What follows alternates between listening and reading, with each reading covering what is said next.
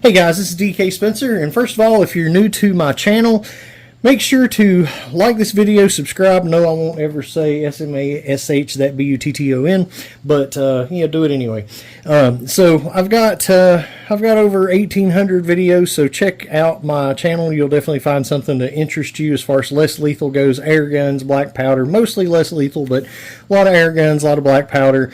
Some explosions, as Bane says, but anyway, so definitely something there for you. I've got lots of VKSs, FSCs, TCPs, TRP, TCRs, HDS, HDX, HDB, HDR, if I didn't already say that. Anyway, there's a lot of little acronyms there, but anyway, I won't go into all that. I am going to say that a CQMF or an M17, probably the easiest way to cause one of these to fail is improper lubrication. And I will also go as far as to say that out of everything I've got, and like I say, I've got probably 90% of the less lethal stuff out there, some of it in multiples, this requires the most lube of anything that I've got, in my opinion. A VKS, I will oil every 2 or 3 tank fills. These, you really want to put you a couple, 3 drops in every time. And when I say put a couple, 3 drops in, what I'm talking about, whether you've got a on-off ASA or you're going straight in to your heat core, either way, there's always little holes, if not, a little hole or little holes down in this area here. There's also little holes in the on-off ASA if you leave it on attached to this and take the tank off of it.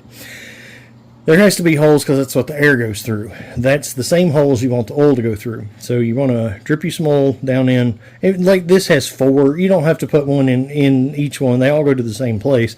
But pick you one of those little holes and put you a few drops of oil in it whenever you put a new tank on. Now it's kind of tempting when you have on-off ASA to just fill the thing up and don't take the tank off. I would definitely not do that more than once because again, these things use a lot of lube. And if you want to know why that it will fail if you don't do that, you've got a pin and you've got a anyway, you got your heat core and your bolt, and it's actually, there's an O-ring right inside the lip of it, and that O-ring seals around the pin. This is dirty. But anyway, if there's not enough lube, there's no way to do this without it sounding weird. But if there's not enough lube in there, the friction of the pin coming back will actually roll the O-ring. It'll, catch it and roll it out. So you need that, that O-ring to be really well lubricated, so it goes back and forth really easy. I give up. Anyway, so whenever you take one of these apart, so that's what I did. This is one, I sold this, but I've had it up for a good little bit. Hadn't shot it for quite a while, and I picked it straight up and just emptied a mag into a watermelon, and about the last 5 shots of it, it pulled the O-ring. My bad, my fault, but fair warning, don't do that. So whenever you go to fix this problem, what you want to do, number 1, is you want to disconnect your tank. Cut off your ASA, whatever, unscrew your tank, make sure everything's completely unscrewed. You want to point it in a safe direction and go ahead and pull the trigger, and it will shoot one more time. Once it shoots that one more time, pull the trigger again to make sure it doesn't shoot again. It should not, but you want to make sure 100% of the air's out. So check that, double check that, blah, blah, blah. So this is the Home Defense 24 setup. So what I'm going to be doing is kind of specific to it, but kind of not. Big difference is you're going to have 2 pins that go straight through on the factory setup, but on the Home Defense 24 setup, it's held on by screws. I went ahead and took the 2 out of this side. Then you got 2 on this side. So once you get to the last 2, you want to actually hold it and kind of support this a bit here, just in case, but you shouldn't have a problem. Alright, so it's got a little bit of tension. You're just going to let that come right on out. Okay, now, so pulling that guy out, and right here is the hole I was talking about that the pin goes in. And if you look right in that lip there, see there is no O-ring. Now, a CQMF actually comes with the infamous Milsig O-ring that we all put in the VKSs and TCPs and FSCs and all that stuff. So number one answer to the question is, yeah, they already have a Milsig O-ring. They're where they came from to start with. All right, so when you pull that out, you've also got, you want to make sure to get your bumpers, all right? So this is a Home Defense 24, and then you've got your factory bumper in the front for protection. We can actually even go ahead and slide those right back on there.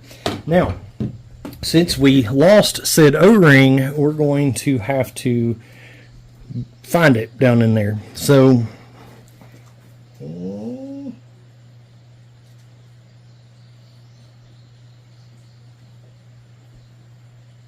it is down in there, obviously. And that's going to make it a little tricky. So what I'm going to do is, and there's no way I can show it to you on camera because, well, I mean, you know, it's down in that dark hole there.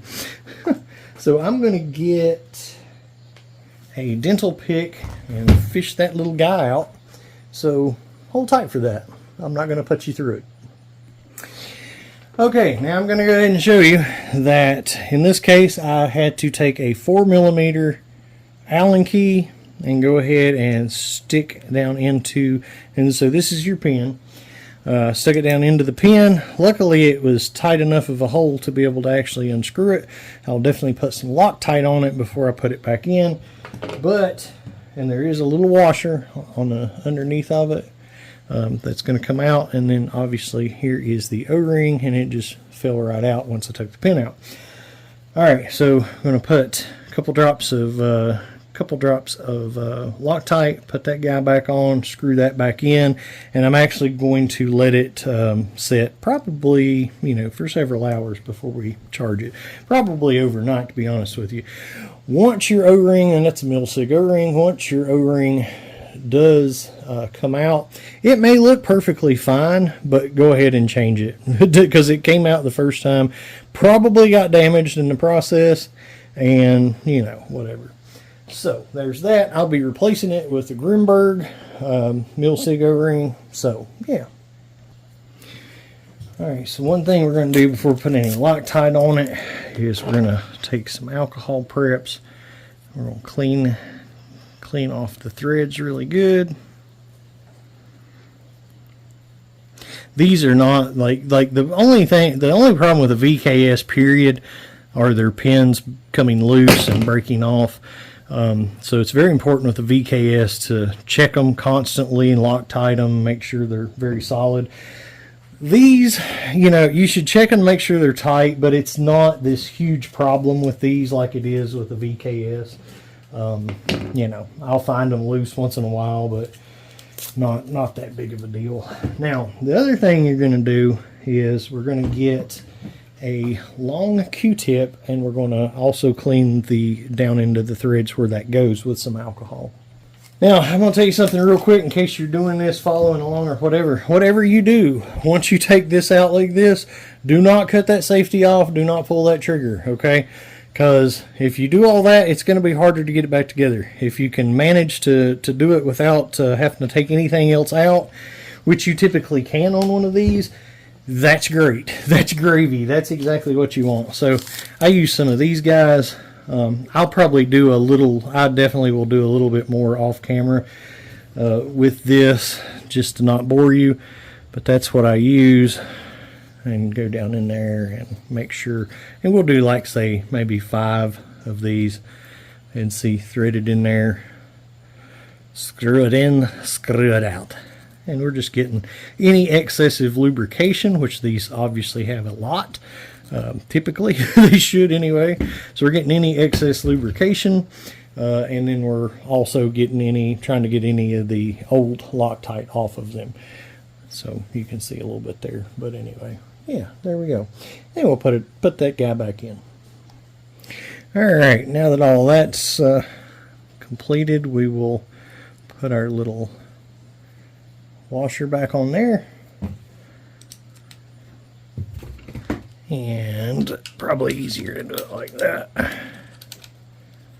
Make sure to get off any excess of the Loctite so you're not, you know, getting it anywhere except for where it screws in. You don't want to gob a Loctite inside there because it will screw crap up. Woohoo!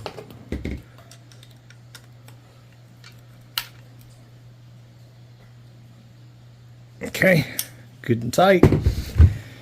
And again, let that set several hours. We're going to put it back together, but we're not going to put any charge to it till that's set very well. Okay. So then we're going to take our new O-ring, get some laceration grease or whatever kind you want to use. I use the First Strike laceration grease. I just like it. And so then, this is so much easier to do with Wixon tools on a FSC or VKS, but make sure don't use your dental pick on this part unless you're extremely careful, because you do not want, wow, huh, that's dinky. You do not want to hurt your new O-ring before you even have the opportunity to shoot it. And there are other guys that are going to be a lot better at this one than me.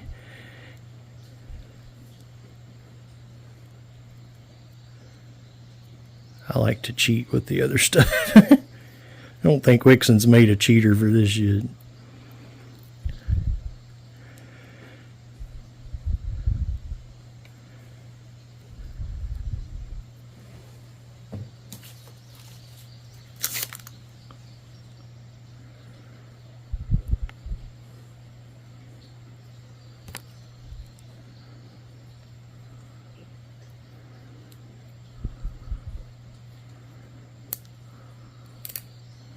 Well, those things are too cheap to work.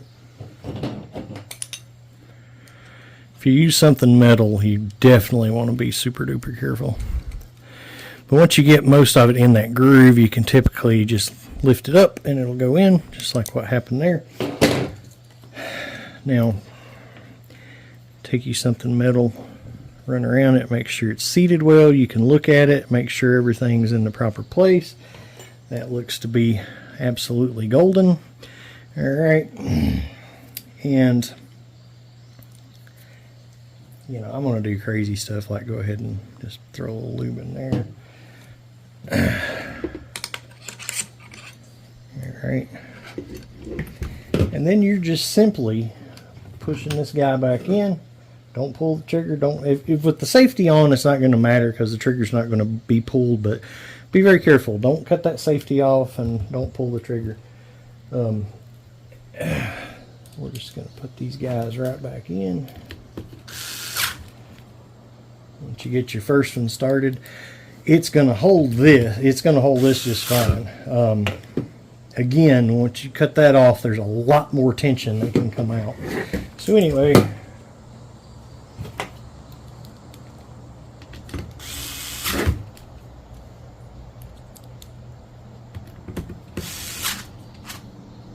and I'll make sure those are tight. Actually, is that a 4? No, that's the first side. Anyway, make sure these guys are tight.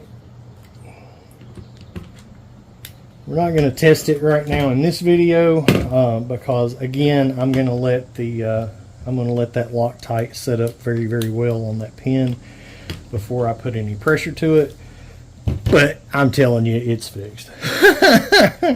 All right, thanks for trusting me. All right, guys, this is DK Spencer. Y'all like and subscribe, son.